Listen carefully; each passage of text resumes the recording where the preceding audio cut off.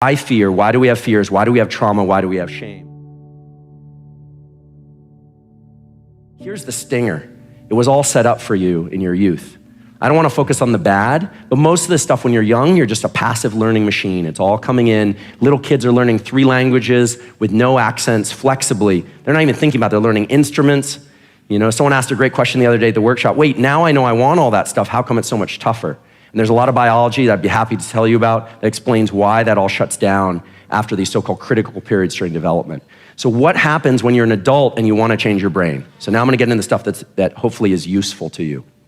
Okay, so these basic facts, that changing your brain in a real way as an adult requires that you do particular things that activate particular chemical systems in your brain. So how do you do that, right? I could tell you all about the chemicals and I will tell you a little bit about them, but how do you do it? Okay, so this is a right here, right now, urgent situation, car wreck. It's terrible.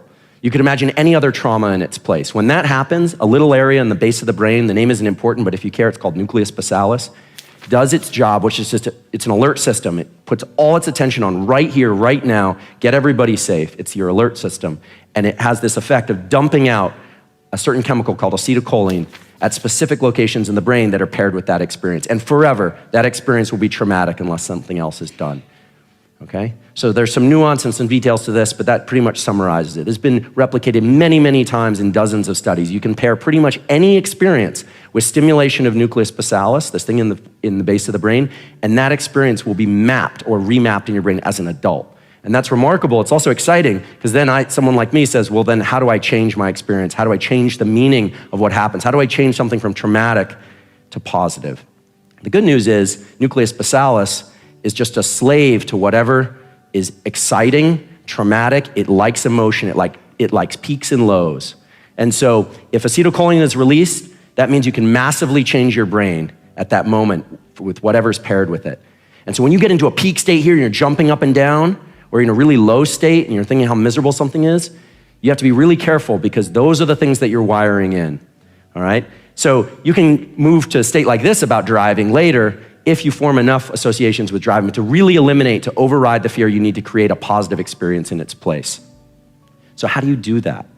So I'm gonna tell you that the way to do that is not to think too hard and to not verbalize things too much. And this is coming from someone who spent 25 years, 3 times a week on a couch, letting subconscious things geyser up. And that's where I really learned that it was really the things that you don't realize that have the potential to have the most impact. But this power of emotion, the ability to couple really strong emotions with things, is so useful if you want to change your brain for the better. And the way you do that is clear in the physical space. We all know this story. There are many news cases like this. Woman's child stuck under car, superhuman strength. We heard a lot of amazing stories about desperation. JJ's story was one of desperation. She's like, no, I'm not gonna accept failure because failure in the case she was describing was potentially the death of her child. So desperation is a strong one and it's motivated by fear. But what if you're not in a desperate state and you really wanna do something? In that case, there's something remarkable. And then we should ask ourselves, why are children such great passive learners? They're not trying, they're just learning. They're coming home with all sorts of things, sometimes things you don't want them to come home with, right? It's because they have this element of play. And what is play? Play isn't just movement, although it includes movement.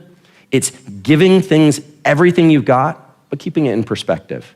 It's that sweet spot of enjoying life and trying really, really hard at it at the same time. It's essentially what we all strive for. And there are these incredible cases throughout history. Famous scientists, because I grew up in a house where people, revered scientists like Richard Feynman, Nobel Prize winner. He's most famous for bongo drumming naked on the roof of Caltech. And he became an amazing artist in his 60s. And he developed all sorts of other skills. And he always had this childlike way of looking at the world. He never let himself get stuck in his ways, never became a curmudgeon, and a remarkable man.